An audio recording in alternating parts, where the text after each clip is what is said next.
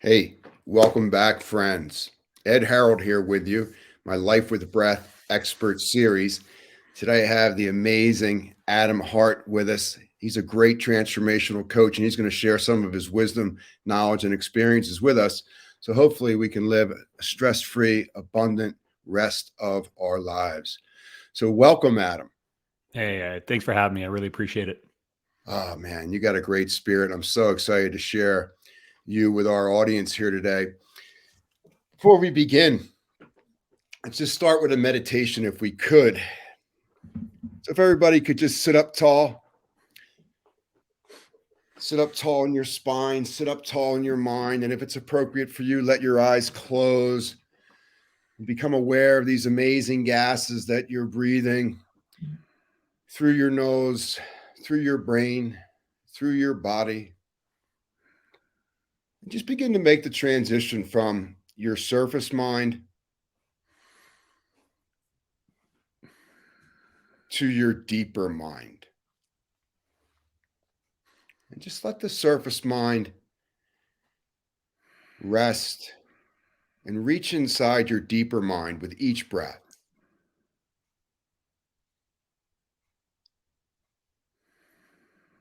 Notice you begin to feel good. I like myself. I like my life.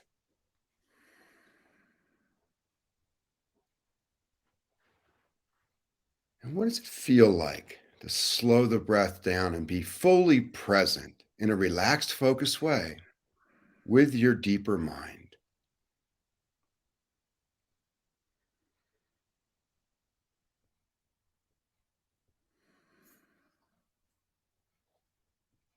Notice how easy it is for us to be us when we're fearless, when there isn't any self doubt, there isn't any guilt or guilt's friend, shame. And just take another breath or two and refine that inner mind's ear and eye so that the information that you're going to pick up in the next few minutes of your life not only comes in through your ears, but comes in through the body.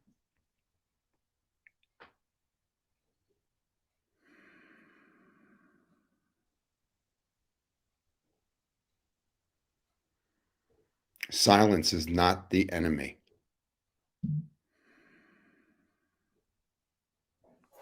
And when you feel ready to come out of it, just deepen your inhale slightly.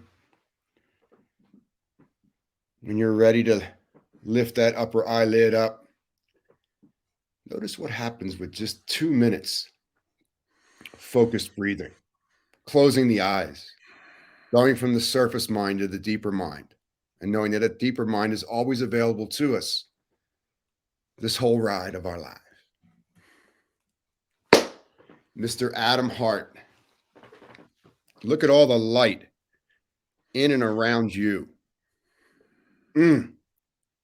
So, how are things?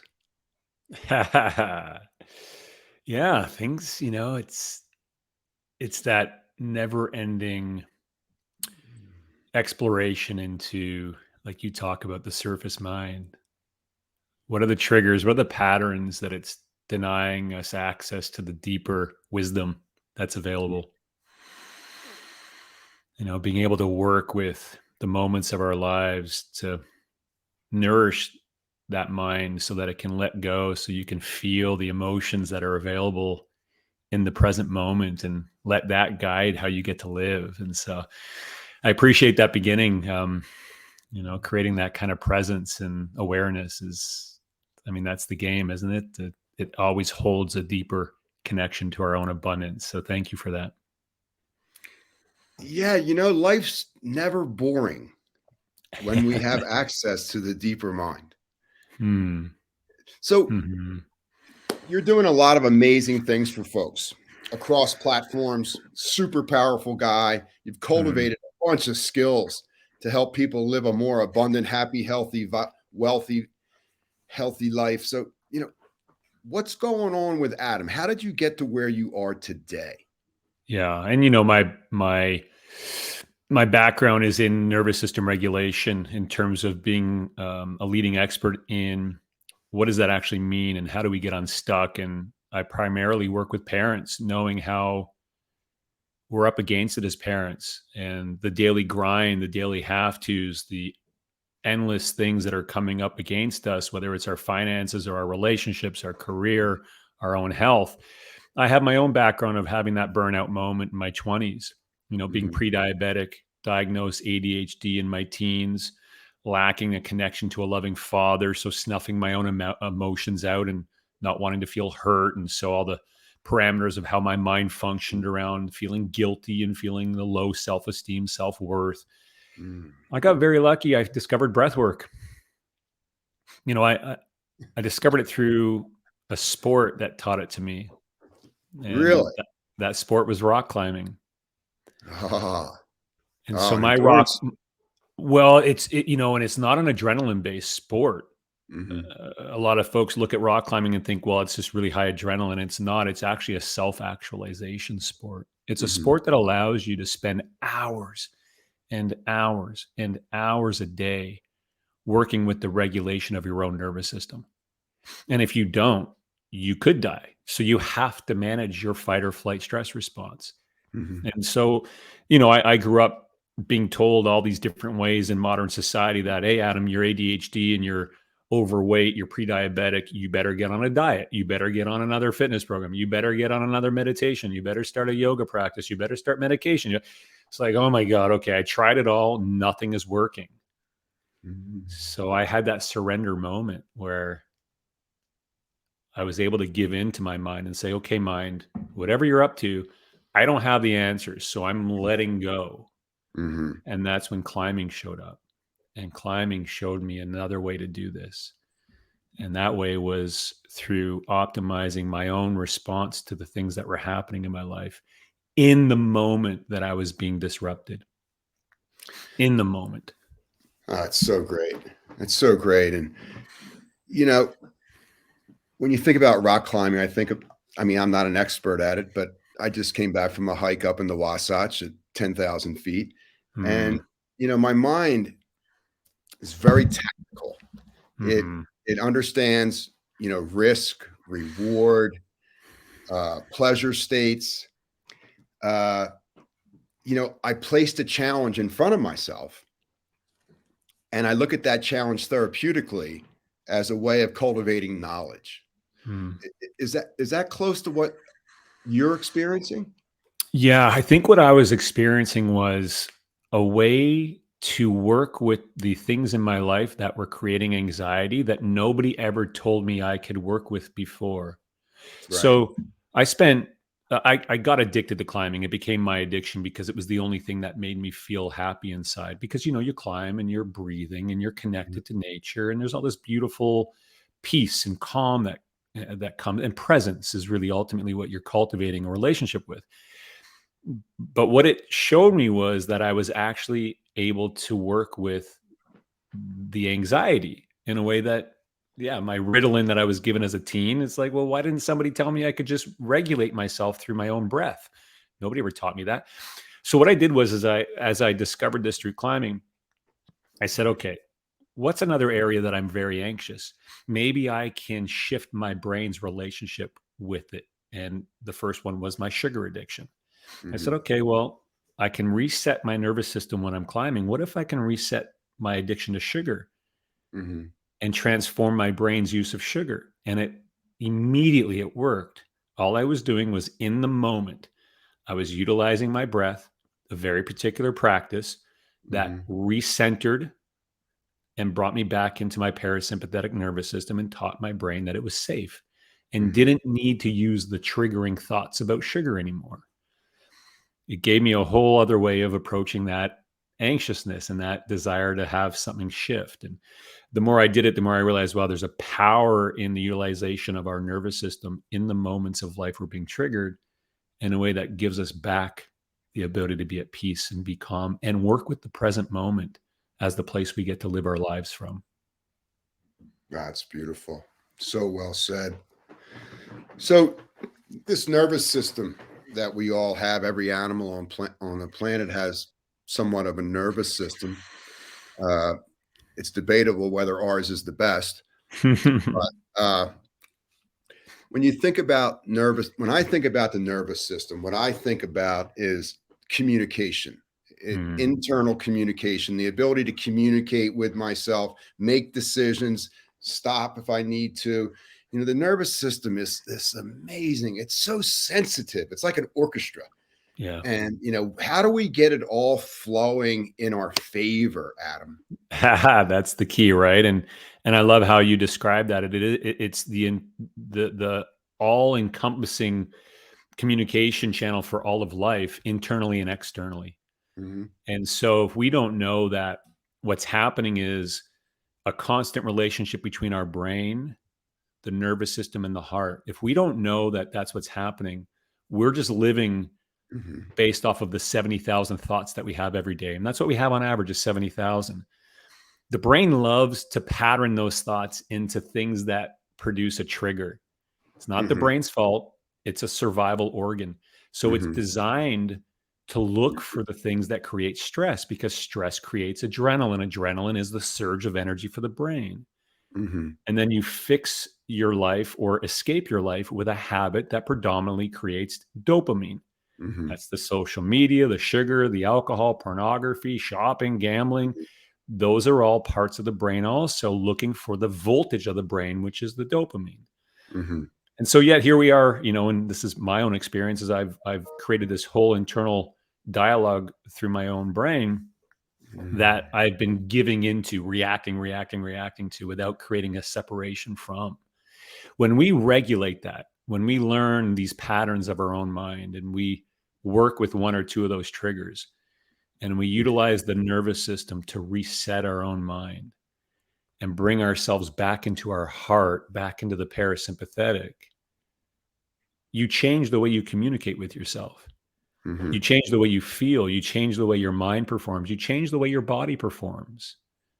You become less inflamed. You become more hormonally balanced. Your cravings shift. Your mitochondrial energy is completely different. Your Hmm. focus is different. Your motivation is different. Your clarity is different because your brain is actually working now. Hmm. And it all comes from working with a moment in life where you're training your brain to let go of a particular pattern that you're not happy with anymore. Hmm. It's so interesting that you came to your body, made friends with your body, and then it appears that the brain then allowed your mind to transform things that were just going around in the head earlier. And you use climbing, you use breath, the environment got you into this body. And what does that mean, like in our line of work, like in the body? I know, What's I your know. definition of that? I know, and it is such a strange thing to hear, and I know growing up, and especially as a man, it's like, well, that was never part of my language, and Right. we're taught from a very young age to not really feel and to and stop your crying and don't be a crybaby and man Hmm. up and all that Hmm. language, and Hmm. I definitely own that and didn't know how to feel. It was part of that emotional blockage as a child who had stress around their parents, and now I don't know how to feel. And all of a sudden, now you're starting to reset your mind's use of that block. And as you learn to reset your own nervous system through your breath in the moments of life that you're feeling triggered and you train your mind to let go, you start to feel something and you're not quite sure what it is, but what it is presence. Hmm. You're bringing peace to your mind. So your mind's not focused on the two quadrants that it loves to live in, the past and the future, Hmm. the depression and the anxiety. All of a sudden, you're using your breath in the moment to be present. And that has a feeling to it. And the feeling for me, in my experience, and having done this work for 15 years now, it's a body experience. And it's Hmm. hard to explain to somebody other than it feels like you're in a state of fulfillment. It Hmm. feels like you're in a state of growth because that's what it is. You're Right. alive. Right. Would you like to lead us on a little breathing? I would love to. Yeah. So the breath practice that and we know there's hundreds of breath practices, but the one that I discovered was, again, through climbing. I kept doing this rotation of 4 in, 7 out, 4 in, 7 out, 4 in, 7 out. And it was on the third one that I recognized, the third 4 in, 7 out, that it really dropped me back into this beautiful state of presence, the parasympathetic. Mhm. And what I recognized was the key to this was having a very clean rhythm. The more it's Mhm. clean, 4 in, 7 Mhm. out, 4 in, 7 out, 4 in, 7 out. It just became the number one way to train my vagus nerve to be toned in a way where my nervous system was on my side. Mhm. My Mhm. brain was on my side. And I had more of, and it's not about control, but I just had more ability to live my life the way I wanted to live. And Mhm. so, yeah, I'd be excited to share that with folks. Now, the breath practice it's called heart flow. It's based off of heart rate variability. So we put our Wonderful. hand on our heart. If you Mhm. have the capacity to close your eyes at the same time, awesome. If you're driving in the car, I used to have a lot of road rage living in Toronto, and closing your eyes is not the ideal. But if you're in a moment where you can close your eyes and connect to the breath of your heart, that's beautiful. And we'll do 4 in, 7 out, a rotation of 3 times, and I'll count through it. Now, on the in, it's beautiful to use your nose as the primary. And then on the out, whatever feels comfortable, out through your nose, out through your mouth. And what you're looking to feel is just a connection to feeling more peace, calm, and presence. Mhm. So if you can let all the air out, and then I'll begin on the inflow. 1, 2, 3, 4, and out. 2, 3, 4, 5, 6, 7, and in. 2, 3, 4, and out. 2, 3, 4, 5, 6, 7, and in. 2, 3, 4, and out. 2, 3, 4, 5, 6, 7.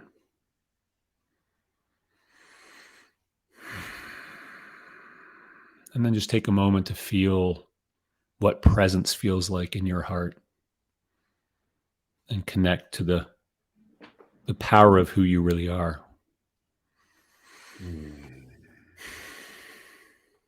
Works every time. It does work every time. All right. And it provides immediate results, which is so beautiful. Now, what I want folks to be aware of here is Adam's teaching you conscious breathing. You're consciously paying attention to that 4 count inhale, and you're consciously paying attention to your 7 count exhale. Now, once you've mastered that 4 and 7, and you can do it seated, then you can apply it in something else in your life, like mountain climbing or going for a swim or a bike ride, whatever it can be. So you can do many things at once. So the first thing is learn the technique without Yeah. any extra stuff on the brain. Then take the technique out on the road. And then you've opened up a whole nother level in your brain, in your body, in your nervous system, where you're doing more, but it appears like you're just being. So we stop doing and we become a being again. Right. And And that I love working with parents with this, because then you start to be in a space of co-regulation for your kids. You can actually be present for your kids in a loving way where they feel the energy of your nervous system and your presence, and you're not so reactive to them. And that's what they need from us. Yeah, I can't imagine being a parent today with teenagers or young kids and, all the foolishness that's going on in the world, all the silliness. And, how do we hold it together, as the leaders of the family? That's it. Some days you just have to be the smile for the other one because they've temporarily lost theirs, even though you're not in the mood to do it. So I think it's so cool that you work with parents rather than, you work with, one side of the family or the other, because one's going to get their awareness raised so much higher and the other one is just going to stay where they are. Yeah. So it's important for the family to grow together, Yeah. both parents, and the kids Yeah. feel that. They do, and they're up against it right now. There's a lot of things coming at kids that create a lot of internal anxiety and fear and uncertainty. And so somebody's got to be able to hold an energy that provides a feeling of being safe and being loved and being connected. And it's not the words we say, it's the energy coming from our nervous system that represents that. Are you in your parasympathetic as your dominant way of being, or are you in your sympathetic, your fight or flight? Most of us are stuck in a fight or flight looping pattern and don't realize there's actually some ways to support shifting that. If we get out of the need to always fix and always do another program of some kind of diet, of fitness, of this, or that, we got to use our breath as the primary access at first. Train yourself to be at peace and at calm with how things are. Then you can start to explore the other areas. But this is our foundation. Our breath is the foundation for living at peace. Yeah, everything on the planet is breathing. Whether Yeah. we are aware of it or not, everything that's alive is breathing. Everybody on the planet's taking one breath at a time. I don't know anybody who's taken two breaths. So, Right. so there's no rush, Right. with the breath. And I think it's great, for folks when they have that 4-7 breath, if they begin to notice that 7 number is getting smaller, that there's a physiological shift, there's a psychological shift, the amygdala of the brain is turning on, the vagus tone is going down. And when you begin to note, like if you consciously breathe 4 and 7 over a period of time, your subconscious is going to do this for you without you thinking about it. That's it. So That's the goal. if you see the 7 number shortening in time, notice I've been triggered. What have I Mm-hmm. been triggered? There's a big difference between fear and danger. If there's Mm-hmm. not a bear in the house, chances are there's an opportunity to shift, because Yeah. you can't fix stressful situations unless you've been triggered. In other Mm-hmm. words, you can't fix stress unless you're stressed. Yeah. The And the body's, thing, well, we've just become so numb to it. We don't realize that yeah. that's, we're kind of a low grade or high grade constant fight or flight. So we don't even know we're working at a fraction of our mind and body potential until we learn the difference. And when we do, wow. I mean, it's so magical how you get to show up for your kids. You wake up in the morning, the kids are screaming and yelling. They won't get out the door the way you want them to. And you're being triggered and they're being triggered. And there's very little fulfillment in that way of living. You have kids, right? I do. They're 9 and 11. Boys, girls? Younger boy, older girl. How do you teach them to navigate their nervous system being 9/11 in Mm, 2023? How do you do it yeah. at? If you So don't it's mind the, sharing. well, listen, I think it's the most magical thing we can do as parents is one, regulate our own response to them, Mhm, not be a source of reactivity that their brain is learning from. mhm, And two, giving them the knowledge to what you're actually doing because they feel it. They feel my peacefulness. They feel my calmness. They gravitate to that as any human being would. It's the connectivity to another human being, especially a main caregiver. They're mhm, on me with the most loving energy possible when I create this space. And so, in that, I have the opportunity to now express in my words the same frequency. The mhm, same energy is being produced in the words I say. So when I share with them, hey guys, how does this feel? How are you feeling? Are you feeling really present? Aren't you feeling really calm? And they're expressing this back. I feel really happy. I feel really connected. Great. This is why. This is how this is working. Why do you crave the phone right now? Why do you crave the sugar in the cupboard? Okay, mhm. let's learn from those cravings. Don't just react. So Right, for us, it's a lot of discussion around bringing consciousness to the choices that are showing up so that we're not being reactive in our actions, but we're being right, conscious in our actions. right. Responding rather than reacting Right. based And on. it's not perfect. We're not, it's, you can't be a restrictive parent in this day and age where they can't have access to McDonald's once in a while and they can't have the processed food and they can't do the TV screen. You have to give them that kind of access, but at least you give them the power of knowledge and Right, your present nervous system to engage in it where they become the better human in that interaction. Otherwise the brain takes over and it locks kids into the addiction of those things. Especially when you look at the age of 9 and 11, when we begin to leave the present moment a little more than we did when we were 5 or 6, and the mind have a tendency to wander and go into the creative mode, and sometimes that's great and sometimes it's not so great. But not forgetting the body, That's it. really important for kids today. Well, most of us have had those moments as kids where we've had a stressful experience and we learn to numb ourselves from feeling those emotions again because they're hurtful. Hmm. And so, even us as adults, we still have an underlying snuffing of our own emotions because it was a self-defense mechanism when we were kids. And so if you don't teach your kids to feel safe in their own emotions now, they Hmm. become emotionally stunted adults. Right. And Right. that just leads to more reactivity in adulthood and more future generations of kids that don't know how to work with their own emotions. And So it's it's a important. lesson that needs to be learned at a young age. These are just emotions. It's energy in motion. That's And it. what is your That's level of it. awareness? That's it. And utilizing your breath as the primary access. My kids know it's never going to be anything else. They know it's always the breath is first. I'm not going to tell them you got to be eating this way. You got to be doing this kind of exercise every day. We're going to meditate. Now we're going to do yoga, guys. No, it's always the breath. The breath is your access in. Then we cultivate a relationship with what shows up that further supports the feelings we like to have. So Yeah. meditation as a family becomes easy versus we have to do this to get somewhere that my brain's telling me we have to get to. It's more like, no, we use our breath to create ease and peace and presence. And everything we bring in comes from that energy. So well said. I looked at your website and I think some of the pillars were environment, human connection, Mm, sleep, nutrition, breath, movement.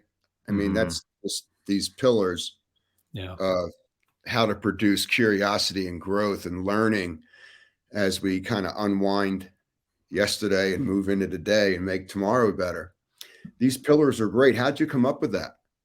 Well, it was coming from my own experience of where I have been disrupted in the past.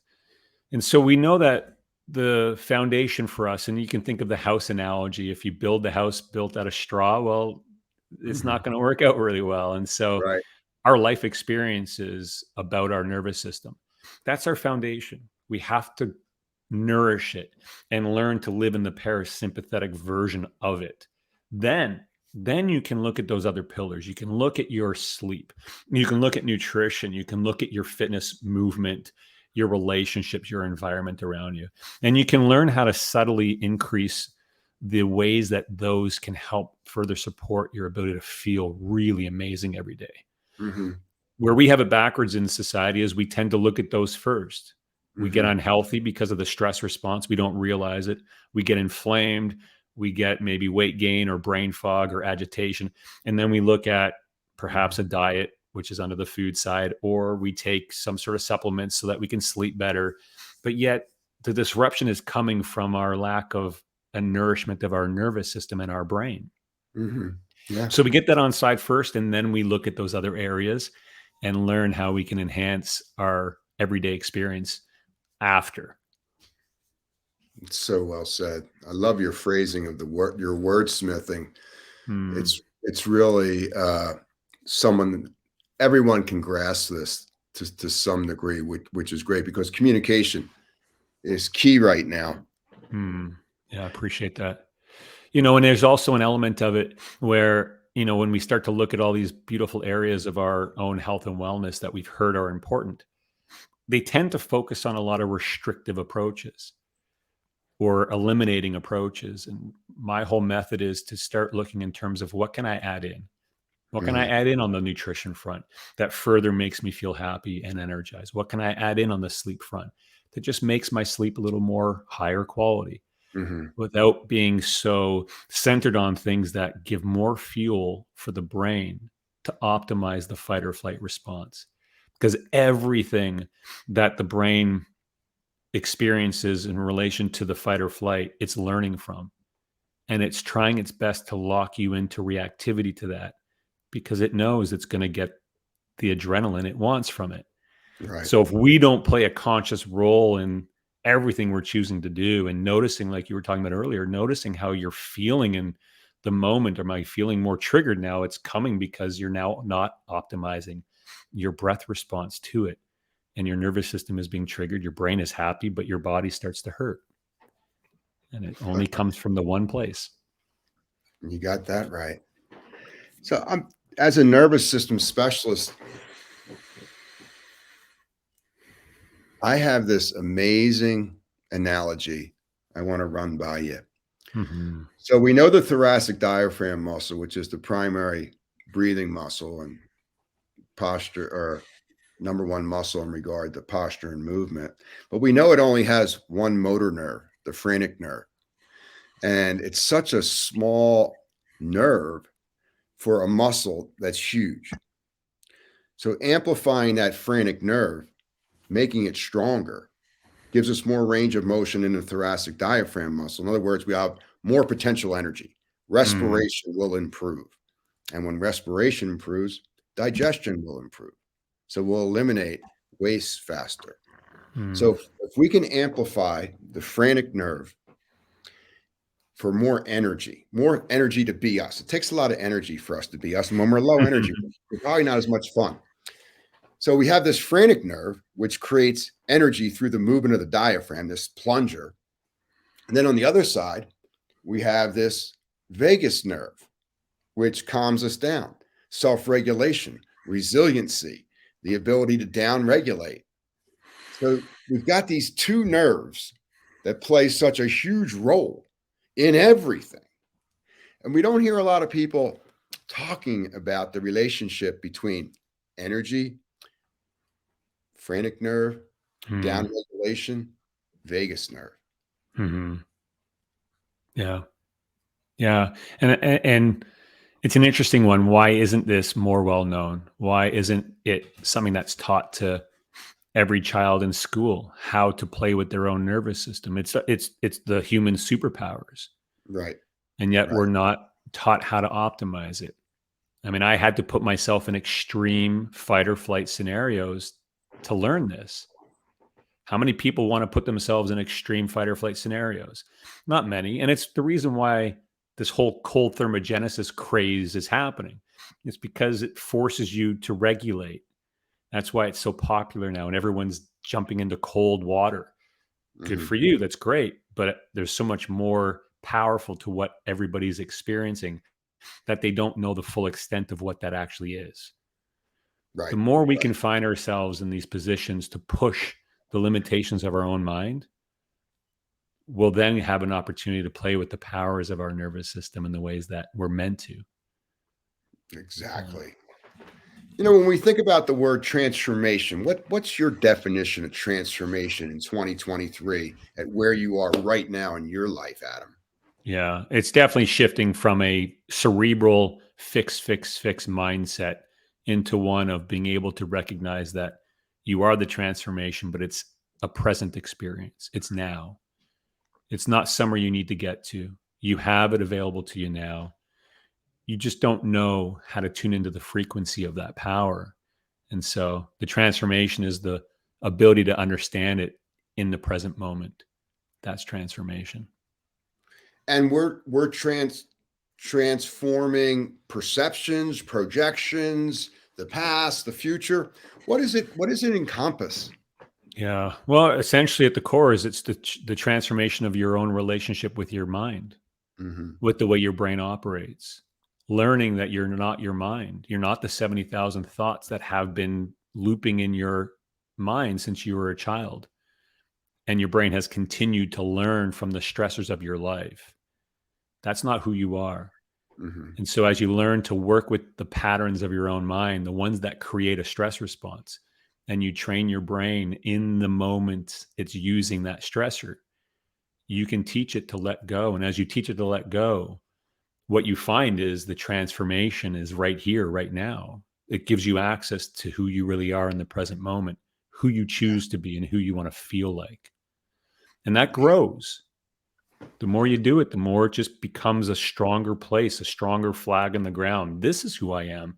This is who I choose to be. And the only reason why I'm not this is because my brain is blocking me from fully owning it. Yeah, yeah. There's an old spiritual saying, the mind will be the last to know. But Yeah. it's like you dive into yourself and you begin to remember who you really are. And you Mm, begin to forget who you thought you were. yeah. And that accountability Mm, on some level, coming from the body, being present, it just feels so good. yeah. Yeah. Yeah, and so empowering when you know that there's actually steps that you have taken that fit your busy life, that don't create the same stress response and are giving you a result immediately. There's an inspiration that comes from that. That then it becomes this game of just battling, and I say that mindfully, the word battling. Then it just becomes a game of working with your own mind because your mind starts to notice, "Ooh, wait a minute, you're not triggering to that anymore. Right, Okay, I'm gonna make it a little bit louder. right, Ah, then right, you gotta be disciplined, practice, practice, practice again. The brain is so efficient, and the beautiful thing is it will stop using a triggering thought if you stop reacting to it. right. You just have to be consistent with teaching it to let go, and then that's where you have this extra space opens up. Your brain stops using your kids as a source of a trigger. Boom. Whoa, now you're in a much healthier, more vibrant version of you. You have more space to live from that place. And then you find another trigger. Oh, I'm going to work with that one now. Boom, the brain lets go. You're now in more of who you really are. And everything starts to show up in a beautiful way that supports that version of you. Beautiful. Adam, if I hear you correctly, I believe you're teaching a deep level of accountability for ourselves, whether it's good thought, bad thought, whether it's good feeling, bad feeling, pain, perception. You're asking us to own all of it. Hmm. Is that correct? Well, I think at the core, it's just knowing that you have a choice. Exactly. Yeah. You don't have to, but it feels so darn good. So if you have a way to access the feelings of being fulfilled and being purposeful, and you know you have a way to do that that's not smacking you really hard up against the head like another diet and another fitness pro, and I'm not knocking those things, but that's not the answer to start with. Hmm. But there's an actual easier way to do this, and you get motivated because you feel so good because you're able to work with your own nervous system this way. That's a choice that's important, you have. And most people don't know they have that choice. And that's unfortunate. Like myself, I was put on medication from a young age for my ADHD. And, I was given lots of medication for my pre-diabetes and told I needed all these different modalities to get healthier. And Hmm. nobody once ever said, whoa, hey, Adam, maybe you want to just start learning how to work with your nervous system and train your nervous system to be at peace. Nobody ever told me that was a possibility. And so I think just knowing you have a choice is important. That's what this is. Yeah. It's you have a choice, or your brain will choose for you based on who you thought you were yesterday or 10 years ago. Yeah. Or who And it's trying to get you to be 5 years from now. And that's not, right. there's no reality in that. Yeah, it's a great story that we all have. We all love great stories in our heads, and we get caught up in these imaginary figures, and then we catch ourselves and we take a breath and we come back to the present moment. We all know that God wins in the end.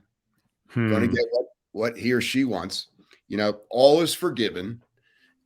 All these missteps and misperceptions that we just attack ourselves. We really don't like ourselves that much anymore in this world.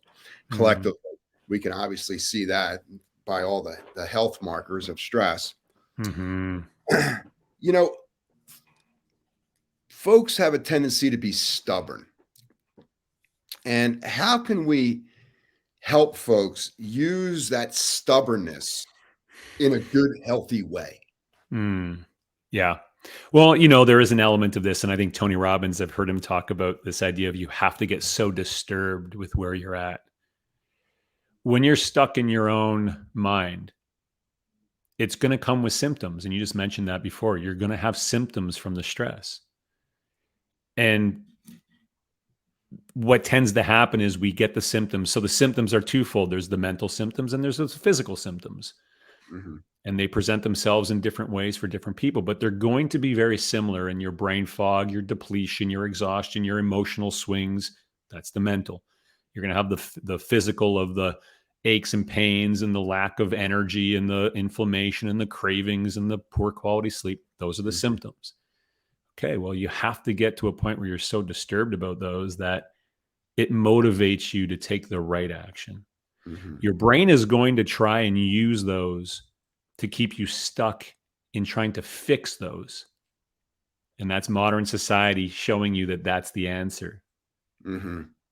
right? Mhm. And it's just going to perpetuate your suffering because your brain is looking at you trying to solve one of these symptoms and saying, "Oh, I know the stress this is going to cause. Awesome. Get stuck in a whole round of diets now, Adam. Let's go. Go on another diet. Go fix this by doing that. Go fix this." It's like, okay, that's not the answer. The answer is giving your nervous system the love it wants, and it will do everything for you.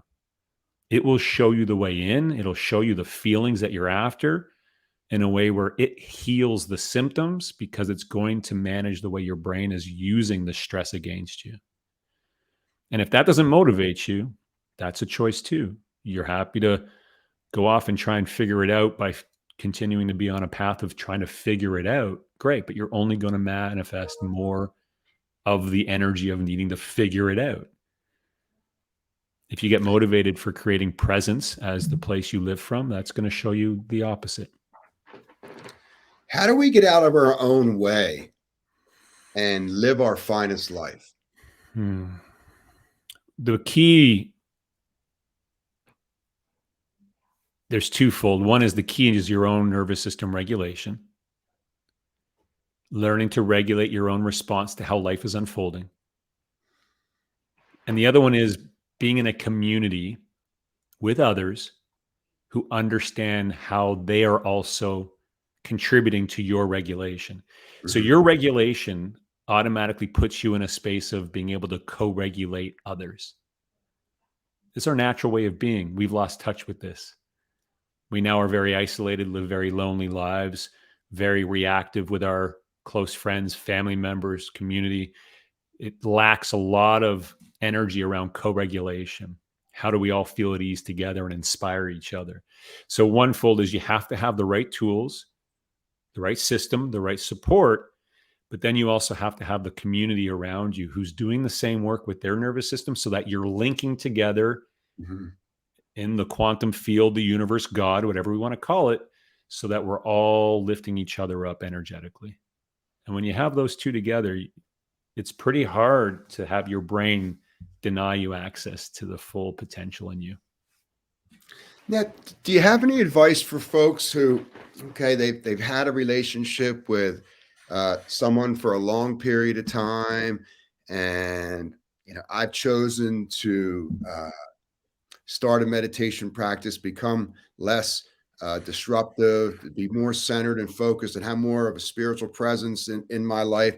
And then we have this relationship where the other human being has chosen another path. Mm. Do you have any tips for folks where relationships have hit a wedge, or there's a cavern where growth has stopped? Yeah, yeah, and this is one of the fun parts of the work I do Yeah. because well, and it's because it's always going to be us who have to be the main point of focus. It's easy for the brain to say, well, it's them. They're not doing it. They're doing this all the time. And then it creates the resentment towards the other. How come the other one's not practicing? How come you're not motivated like I'm motivated? Why aren't you doing it the way I'm doing it? Why can't you be more like this? And that's your brain learning and using your partner or that significant other or whoever that person is as a source of stress for you.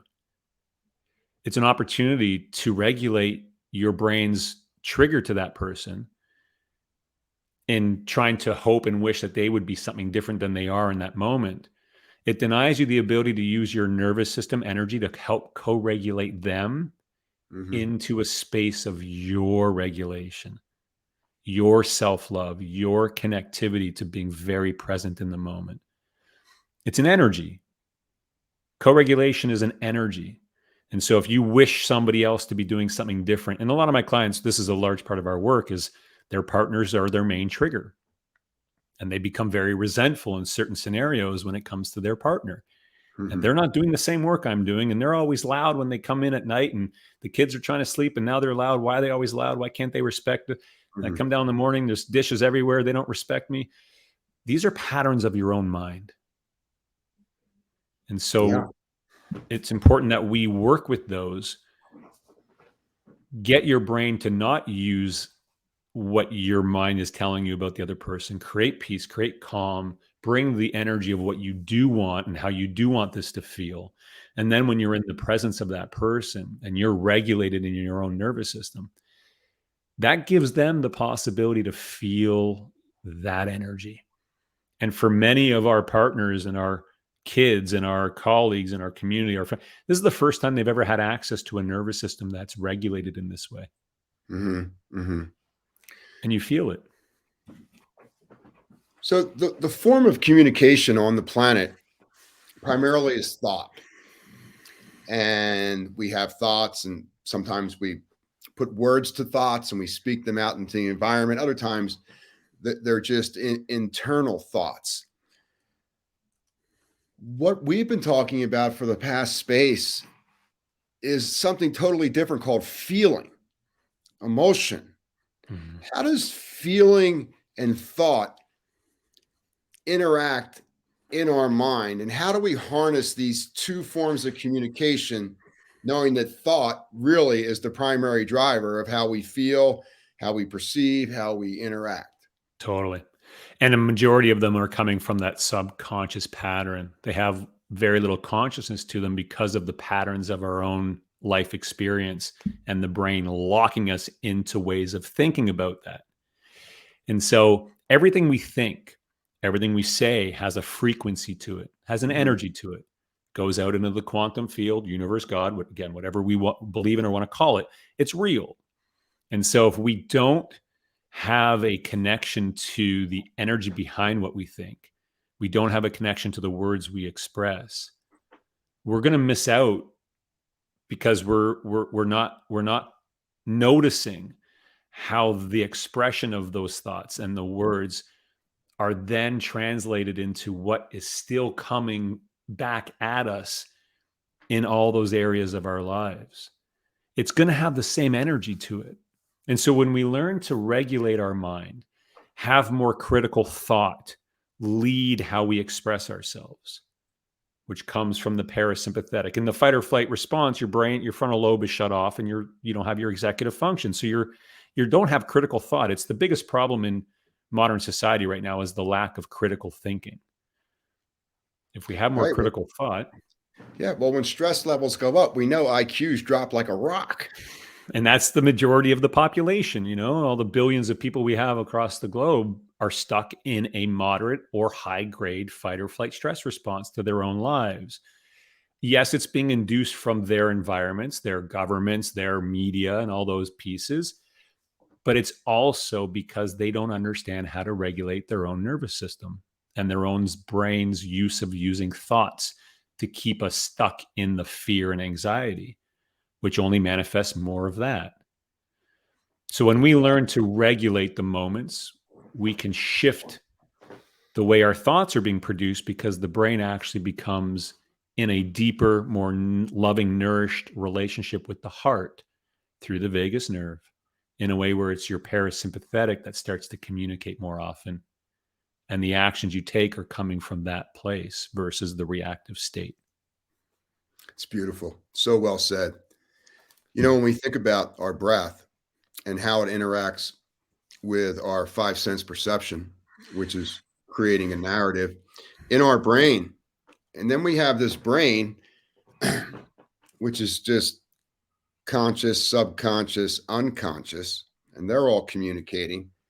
And we look at it like some diagrams are like an iceberg, where the conscious brain, it's just what we The tip. see is so small. And, Yeah. the subconscious basically runs the show for most folks. Yeah. And then underneath that, we dream at night and we have this collective unconscious. How does it all make sense, Adam? The meaning of life. You know, I will say that I'm after one thing and one thing only. I want to feel good. I want to feel Mhm. great. I want to feel fulfilled. I want to feel happy. I want to feel excited. I want to feel motivated. I want to feel driven, passionate. That's what I'm after. Mhm. And so I know that where am I on that percentage of where my iceberg is? I don't know. I know where I used to be compared to where I am now. And where I am now, there's a much larger part of the top of the iceberg that's exposed. Yeah. I don't know where that is, but I know that I like feeling good. And I know that if I regulate my mind in terms of how life is unfolding, and I'm conscious of my breath, and I keep bringing peace and calm and presence as my primary state of being, everything works out so freaking well. And I feel really well. If I let my brain take over, and it likes to try, where I would be lost in that for months and months and months in the past. Now I can get lost in it for a day, maybe 2 days. It still happens, but there's no way it can lock back in to the same extent that it once did. And that puts me in the winning category. It's amazing, the transformational process. Now that you've gotten on the other side of so much stuff, Hmm. you begin to notice that what you're saying yes to now, years ago, you were saying no to. Hmm. And what you were saying no to years ago, now you're saying yes to. It's Yeah. it's it's this amazing thing that wakes up inside us. And you have more energy and more capacity and more critical thought to take action that makes sense to how you're feeling. It just keeps manifesting on itself. So your motivation keeps at a very steady pace where you start to recognize when your motivation dips, that's when your brain is starting to run amok about something. So then it's just my role to notice, okay, I'm feeling very anxious about something because I'm not feeling motivated right now. I'm not feeling excited. Okay, what's happening around me? Brain, that's the first place I always go. Brain, I'm not being chased by a bear at the moment. Mhm. Okay, so what are you doing? What are you noticing? What are you thinking? Okay, let's bring some consciousness there. Do I need to be agitated about this?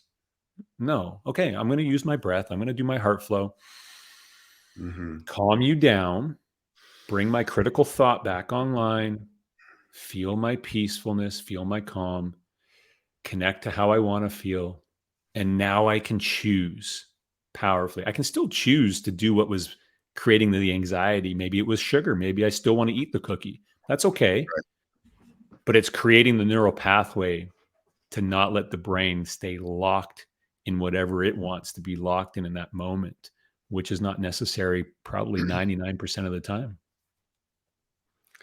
Yeah, for sure. We look at the correlation between 70,000 thoughts Mm, every 24 hours and how that corresponds with how many breaths we're taking per minute. So the more we breathe per minute, the more we trigger the brain into thought. mm, We can slow the breath down to 3 or 4 breaths a minute. You'll take those 70,000 thoughts and you'll cut them down to 35,000. So mm, the more shallow our breath is, the more shallow we breathe only into the sympathetic nerve endings of the upper lungs rather than the parasympathetic nerve receptors of the lower lungs. We can begin to see that, hey, wow, I can have 70,000 thoughts every 24 hours. Hey, wow. The problem with that is 99% of them are the same thoughts as yesterday. yeah. And when you're working with the mind, fundamentally, you're working with your heart. It's a feeling. Mm, yeah. And when you think about that, it's so important when you're focused on quality over quantity. Yeah. When you have a heart, when you have that empathy for yourself and others, you want to grow. It's so much more about how you feel about things. Mm. And how can we shift from that doer into that beer? There's a spiritual saying in the Course in Miracles, I need do nothing. Mm. And it doesn't mean you're lazy. It simply means that everything is being done for you if you can just tune into that and get out of the way. Mm. Yeah. Yeah. There's a power to that for sure. We're not given access to playing with that in a way that makes sense in modern society. To have that kind of faith in that, the trust, the belief that it's all right here and it all is divine in the way that it wants to guide us. We're so Yeah, fixated on being the doers that it goes against what society tells you about the hustle culture, the urgency of everything. I love that word guide because I Mm, love I love to gently guide my mind. I don't order my mind on what to do. I give it mm, suggestions. I watch how it interacts. I try to guide my mind gently yeah. to where I would prefer it to go.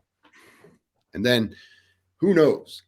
But my intention was to connect with something greater than what I was yesterday. Mm, yeah, that state of growth. So, you've added an amazing amount of simplicity to a bunch of complicated things in the last hour. But if I hear you correctly, it's get a hold of my breath, feel better about myself. The thoughts will follow, and I can transform anything into a more peaceful, loving relationship. Yeah. Yeah. I mean, I have a 6-step process I take all my clients through. I call it the Unleash Your Energy Roadmap. Yes. Right. I do have a PDF download for anybody. It's free. If any listener resonates with it, we can maybe link it to the Yeah. show notes. We're gonna have the bio and everything up so folks Yeah. can get a hold Awesome. of you. But it Yeah. doesn't have to be difficult. I mean, the society wants it to be difficult because it feeds into our overconsumption of all the things that society would like us to overconsume, and it denies us the ability to work with the present moment as the place that we can live our own abundance. And when we start to start to pay attention to our own mind and notice some of the patterns, then you can go to step 2, and that's practicing heart flow to help your Mm, brain let go of 1 or 2 of those patterns. Step 3 is getting in touch with how you do want to feel now, because now you've got a new space. Your nervous system's always vibrating. So if you don't replace it with what you do want, it's going to vibrate uncertainty. So you want to bring in an emotion now that you have the space to mm. explore what you do want to feel like around your parents, around your siblings, around your kids, around your partner. I like to work with relationships a lot, and also the reactivity to food is another area that I'm quite busy with. But it's the same. How do you want to look at food now in a way where you have space to embrace food in a whole new loving way? Yeah. Then it's a matter of steps 5 and 6, which is the activation part. Now you're practicing and being disciplined with every day, all day long, noticing the trigger. And in those moments, continue to strengthen your ability to have peace around that trigger. And step 6 is just really about optimizing and celebrating, because now you're in a new place and you have the capacity also to start to serve others with that energy. And that's the Yeah. ultimate. What a pow can't think of any human being who wouldn't gain benefit from that. We all crave being in service because it is a natural instinct for us as human beings.